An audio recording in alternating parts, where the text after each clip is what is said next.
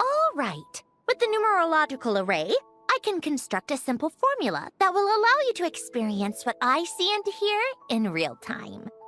Oh, just like St. Lolly's scent-sharing technique. Been there, done that. Sounds like that shaman has some tricks up her sleeve. The arcane and the mathematical are both fundamental laws of this world. Being able to achieve a similar result through both isn't surprising. Anyway, let's get this show on the road. But no comments from the peanut gallery, okay? Oh? I know I offered, but I still don't want any interruptions. Will be the observers.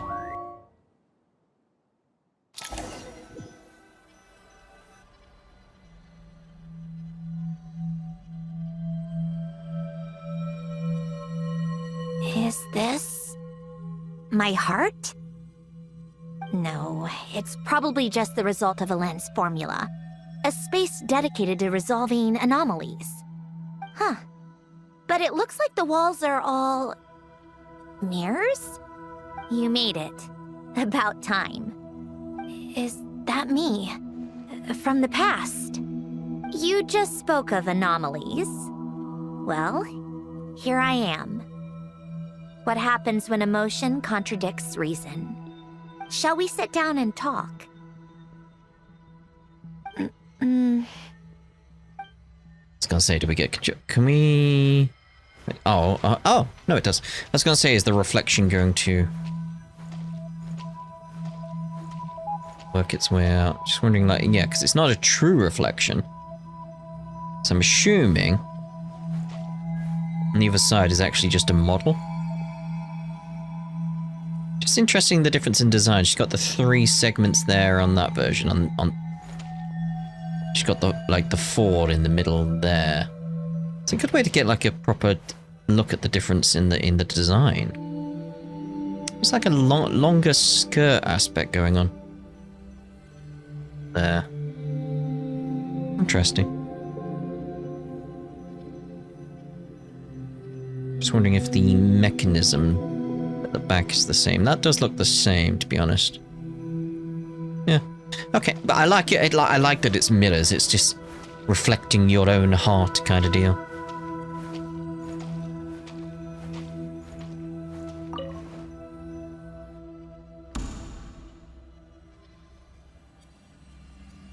That should do it. Hello? My name is Alain Guillotin. Can you hear me? Brings back memories, doesn't it? The time we spent here. Here. I want you to have this. A notebook? You can use it to write things down.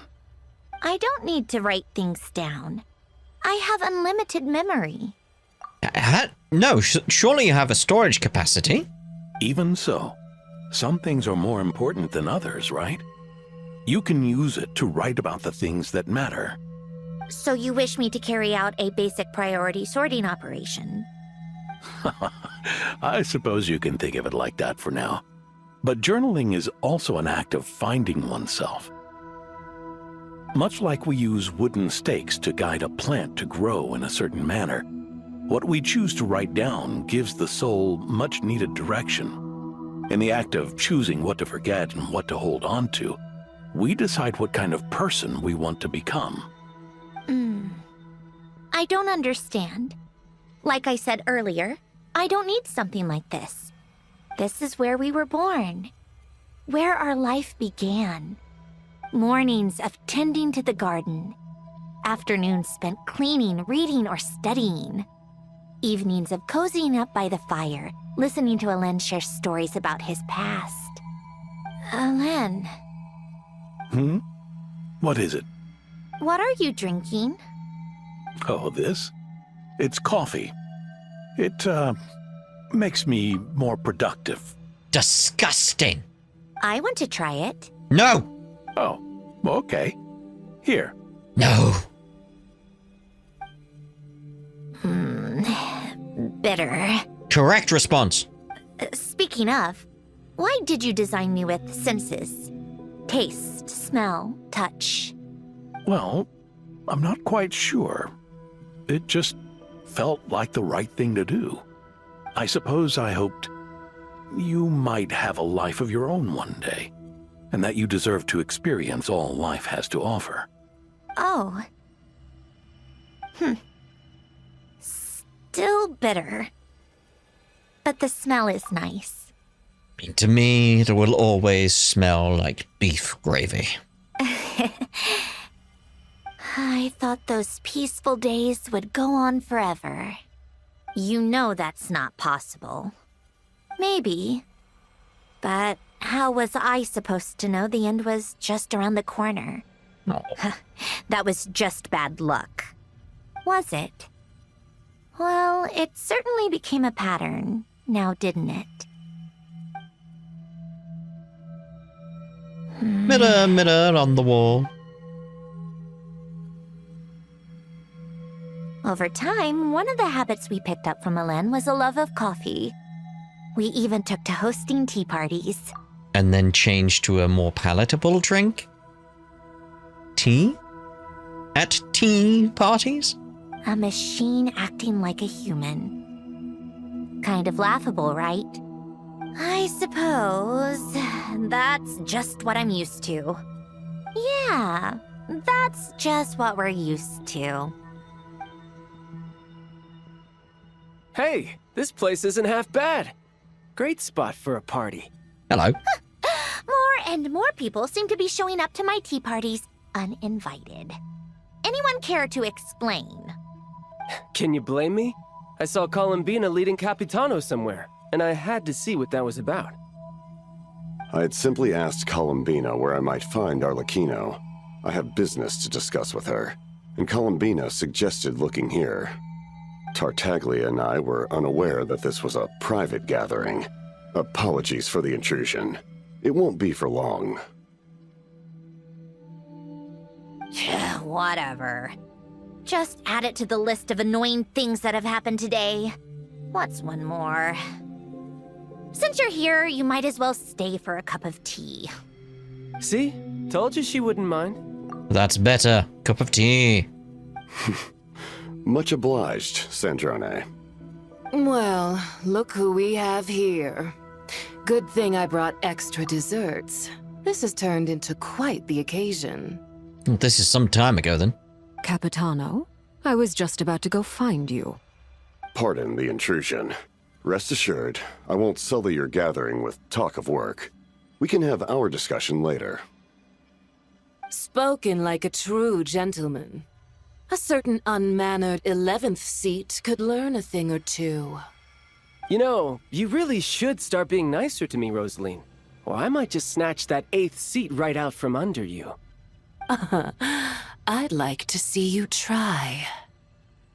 If you're gonna fight, take it outside.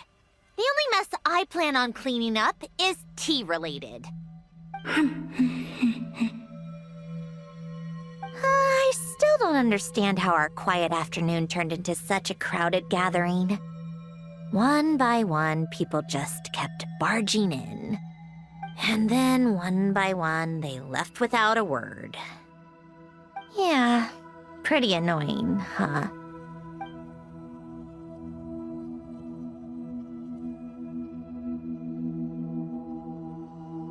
Nod-Krai. Got anything else in the other mirrors over here? No.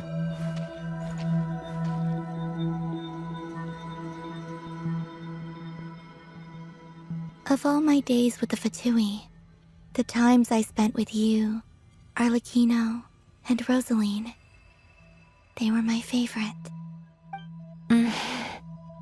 Goodbye, Snezhnaya.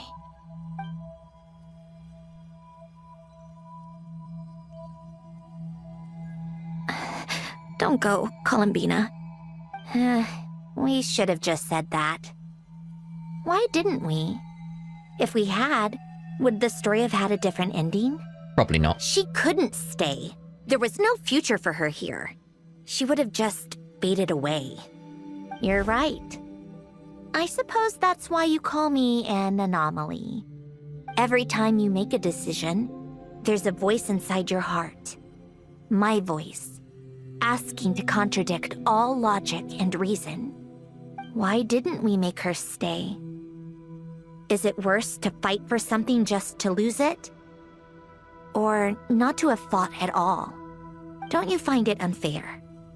One by one, we keep losing the things we care about the most. But in the end, whether I want to fight for something or cry over all we've lost, you just push it down and pretend not to hear.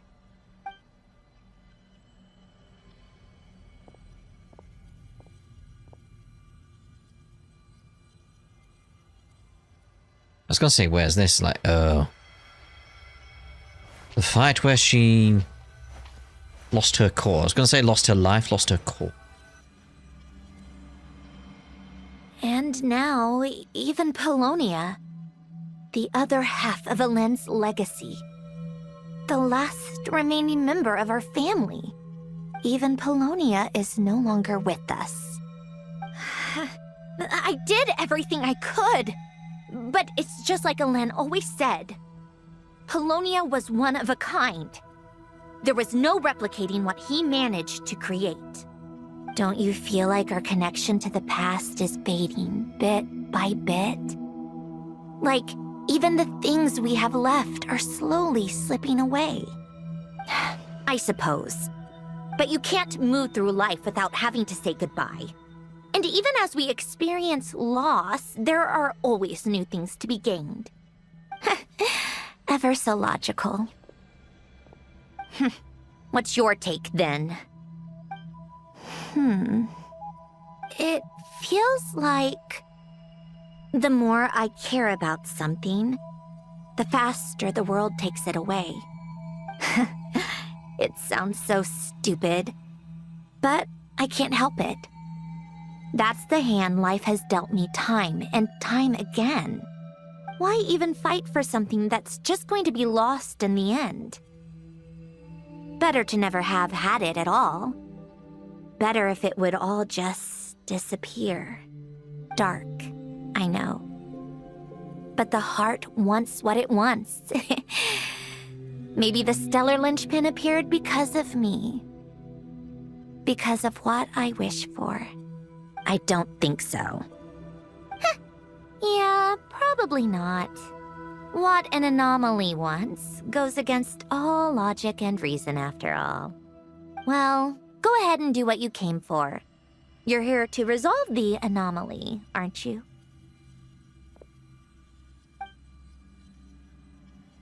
Yes. But how?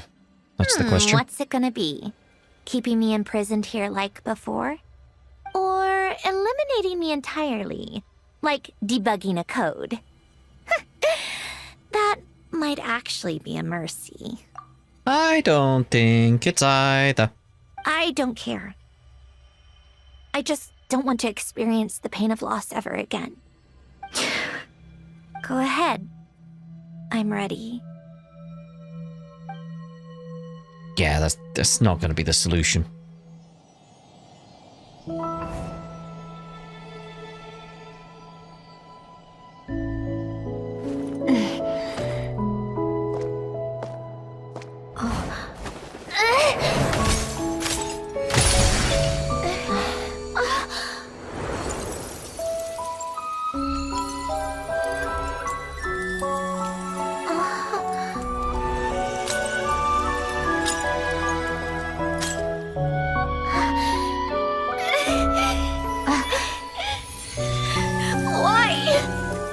Why do we keep losing everything we care about? I know it hurts, but that's life. I wish... I know. I've always known. Because we've been one all along.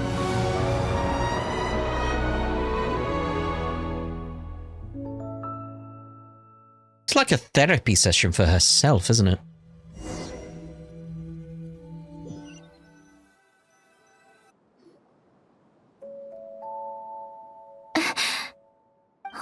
Sandrone? I'm fine. It's okay to cry, you know. Cry? You've gotta be kidding me. Save the comforting for someone who needs it, Paimon. Just now, that was... The emotional side of my core algorithm. My emotion module has always been fully developed and operational. Elen tried to tell me that too. I've just chosen to ignore her voice all this time. Because of a fear of loss? I suppose. Huh. Come to think of it, it's kind of like the aquarium on the ship. The aquarium? The old me took one look at it and saw something I would inevitably lose. So I stopped putting in the effort. Then, one by one, the fish all swam away, and the place became even more bleak and depressing. Pretty pathetic, right? Don't say that. A lot of people would feel the same. It just shows how much you care about what you have. And what about now? Now? After seeing what you've done with the aquarium, I have to admit, I think it's beautiful. Literally done nothing. It's like you said, we get to keep the things we gain along the way. And those are things that can never be replaced, because we choose to hold them in our hearts. Well said. Besides, I've already died once. I'd be stupid not to make the most of this second chance. True. And about your wish? Right. Earlier you, or your inner self, mentioned something about her wish. What was it? You think that's something you can just ask, and I'll tell you. Think again. I may have accepted my emotional self, but I'm not about to go all soft and mushy on the inside and pour my heart out. Well, no. Yep, still the same old Sandrone. It's go say hello to Columbina, surely. That said, taking a step in the right direction couldn't hurt. Starting with cleaning some old aquarium tanks of my own. Huh? Metaphorically speaking, I mean. Come on, let's head back to the ship. I need to talk to that shaman. And Columbina, We actually have to... No, just leave through the door. Okay. Oh. Don't slip and fall. Don't slip and fall. Like, okay, fine. Do it this way. Just because the door had the option to leave, you know.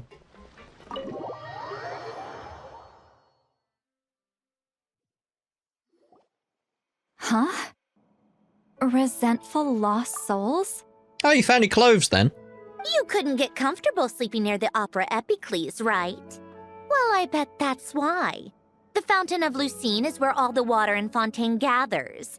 So that's where the emotions within the water converge as well. Hold on. If it's souls we're dealing with, feeling uncomfortable should have been just the beginning. I should have been able to hear their voices or something. And under normal circumstances, I'm sure someone of your talents would have. The problem is, these souls are no longer complete. Remind me how they ended up like that again? You mentioned something about them being split apart? Yes, it's called soul severing.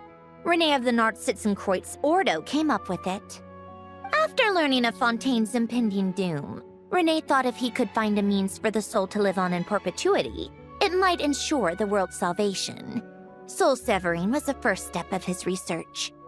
Unfortunately, his theory of the four orthants was imperfect at the time, and a failure along the way caused his physical form to dissipate.